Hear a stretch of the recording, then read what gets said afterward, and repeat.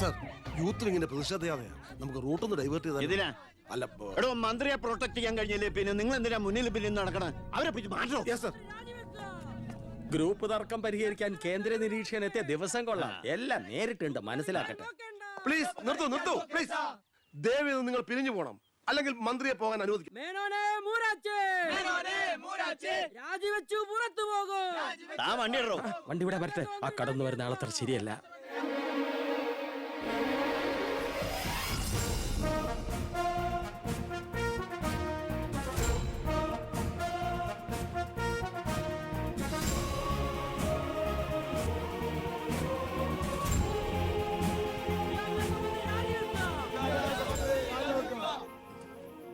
Sir, അക്രമം അഴിച്ചുവിടാൻ വന്നവരല്ല ഞങ്ങൾ.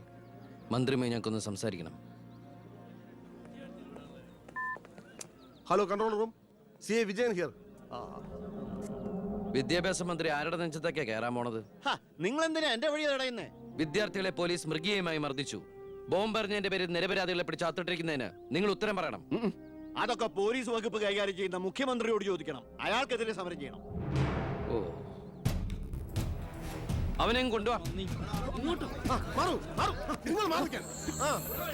നിങ്ങളുടെ അധികാര മോഹങ്ങൾക്ക് വേണ്ടി പാവം വിദ്യാർത്ഥികളെ കരുവാക്കാൻ നോക്കണ്ട. ബഹുമാനപ്പെട്ട വിദ്യാഭ്യാസ മന്ത്രി ഉദ്ദേശിച്ച പോലെ ഇതിന്റെ പേരിൽ ഒരു വിദ്യാർത്ഥി സംഘടനയും സമരം ചെയ്യില്ല, അക്രമങ്ങൾ അഴിച്ചുവിടില്ല. അവരെല്ലാം തിരിച്ചറിഞ്ഞു കഴിഞ്ഞു. ഇവനാണ് പോലീസിന് നേരെ ബോംബെറിഞ്ഞവൻ. 3rd റേറ്റ് ഗുണ്ട വിക്ടർ സാമുവൽ.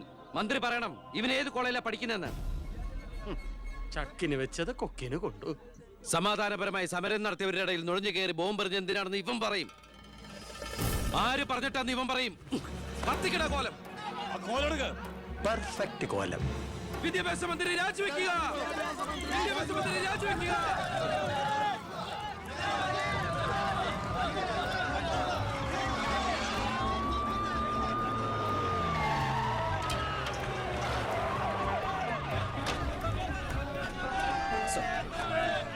എത്ര നേരായി നടുറോട്ടി കിടക്കുന്നത്? അടിച്ചു മാറ്റോ എല്ലാത്തിനും. സർ,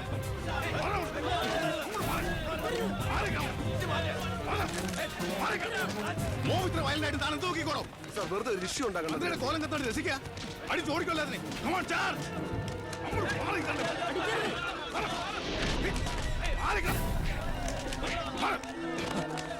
നമുക്ക് നിൽക്കാതെ ഓടി രക്ഷപ്പെടാൻ നോക്കൂ. വേഗം ഓടിപ്പോടോ.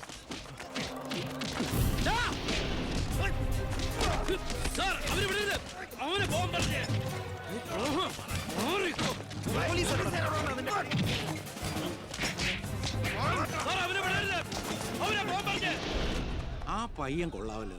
അവനെ നാളെ നമ്മുടെ ഇടയിൽ കണ്ടേക്കാം. നല്ല ഉശിര് അല്ലേ? അത് പിന്നെ കാണാതിരിക്കോ? താൻ അറിയോ അയാളെ?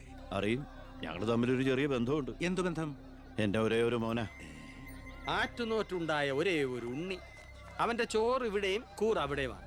അവൻ നിൽക്കുന്നത് മുഖ്യന്റെ ചേരിയില്ല, താമസിക്കുന്ന മേനോൻ സാറിന്റെ വീട്ടിലും. ഇവരുടെ വീടാണ് ഒരു വീട്, കുടുംബം ഒരു കോവിൽ.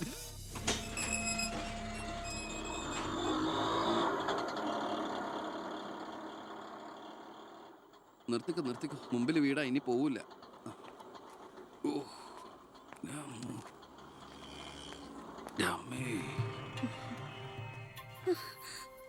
അയ്യോ, ഇതെന്ത് പറ്റിയടാ? അഴിമതി വീരനും കുടില ബുദ്ധിശാലിയുമായ ഒരു മൂരാജി മന്ത്രിക്കെതിരെ ശബ്ദമുയർത്തിയതിനും അങ്ങേരുടെ കോലം കത്തിച്ചതിനും പോലീസ് തന്ന സമ്മാനാണിത്. ഏത് മന്ത്രി? നമ്മുടെ വിദ്യാഭ്യാസ മന്ത്രി ഇല്ലമ്മാ. അത് നിന്റെ അച്ഛനല്ലേ? ഞാനത് നിഷേധിക്കുന്നില്ല. കാശ് കൊടുത്ത് ഇടിപ്പിച്ച പോലെ പോയി. എന്നാ ഐഡിയത്? അയ്യോ ഏട്ടാ, ഇത് എന്ത് പറ്റി? ഒന്നുമില്ല മോളെ, ഒന്നും. അയ്യോ, നന്നായിട്ട് കിട്ടിയ ലക്ഷണം ഉണ്ടല്ലോ. വിഷമിക്കണ്ട. ലാത്തിയുടെ ചൂടറിഞ്ഞ തുണക്കുട്ടന്മാർ രാഷ്ട്രീയത്തിലേറെ ശോഭിക്കും.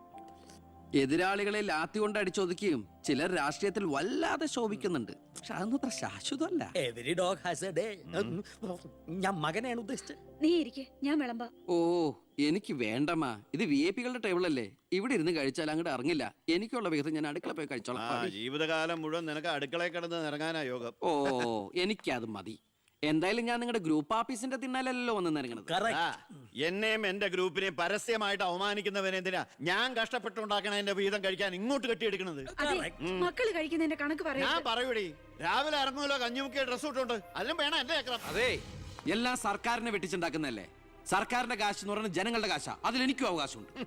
നീ അടുക്കളയിലേക്ക് പോയി ഭക്ഷണം കഴിക്കും. ഉപദേശിക്കുകയാണെന്ന് കരുതരുത്. ജീവിതത്തിന് ഒരു ലക്ഷ്യമൊക്കെ ഉണ്ടാവും. എന്നിട്ട് ആ ലക്ഷ്യത്തിന് വേണ്ടി പരിശ്രമിക്കണം. Get me? നല്ല ഉപദേശം ഇരിക്കുന്ന ആളോട് ചെന്ന് പറയും. പോത്തിനോടാണോ വേദം ഓതുന്നത്? ഞാൻ ഇത് ഉദ്ദേശിച്ചത് മകനെയാ. അച്ഛനെ ഉദ്ദേശിച്ചാലും വലിയ കുഴപ്പമൊന്നുമില്ല. ഇവനെ ഇന്ന് ഞാൻ നിങ്ങളൊന്നും മിണ്ടാതിരിക്കെ. അച്ഛൻ അവന് വഴക്ക് പറയുന്നതിൽ എന്താ തെറ്റ്? അവന് ഞങ്ങളുടെ കൂടെ നിന്നൂടെ? എവിടെ നിൽക്കാനാ? എനിക്കെതിരെ ആഞ്ഞടിക്കാനാ മുഖ്യനവനെ കരുവാക്കിയിരിക്കുക. ആരും അവിടെ ഞാൻ നിഷേധിക്കുന്നു. ഇവൻ എന്റെ മോൻ തന്നെയാണോ അതോ ആ മുഖ്യറ്റം? ആ ചോദ്യം ലക്ഷ്മി അമ്മ. തീറ്റ കഴിഞ്ഞ് ഇറങ്ങി പോടുന്ന.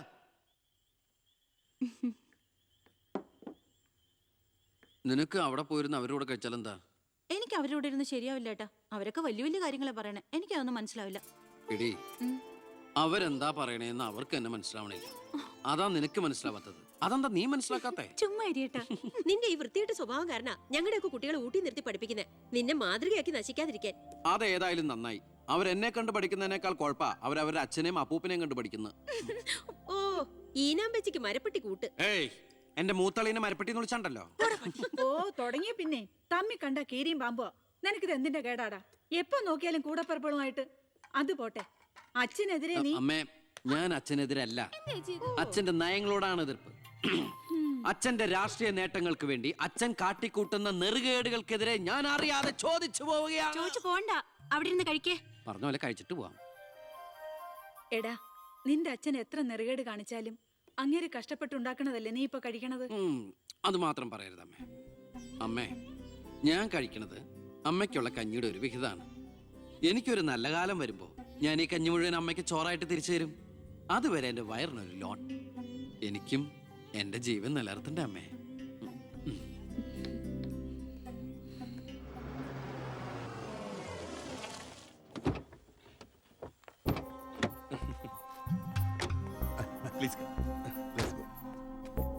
ഇത് അനിൽ മുഖർജി, നമ്മുടെ പെപ്കോ കോള കമ്പനിയുടെ സിഇഒ.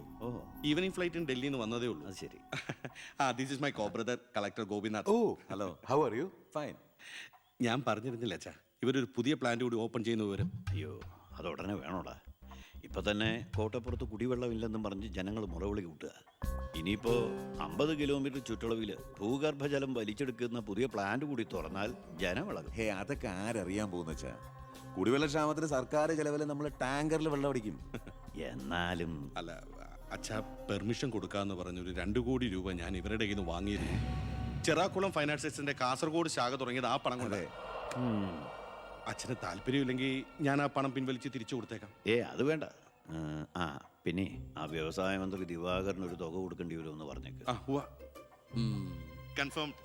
Thank you. എല്ലാം കേട്ടു, ഒന്നും നടക്കില്ല. കുച്ച് നഹീ, കം ഓൺ. Good night. അല്ല, അതെ, നാളെ ഒരു വഴിതടൽ സമരമുണ്ട് KK റോഡില്. ബഹുമാനപ്പെട്ട മന്ത്രി അച്ഛൻ അതുവഴിയൊന്നും വന്നേക്കരുത്. പിന്നെ മന്ത്രിയുടെ കാറ് മാൻ തടഞ്ഞു എന്നും പറഞ്ഞ് രാത്രി ഉണ്ണാൻ വന്നിരിക്കുമ്പോ എന്റെ കഞ്ഞിൽ പാച്ചിടാൻ വന്നുണ്ടല്ലോ. കഞ്ഞി കുടിച്ചിട്ടേ പോകുള്ളൂ.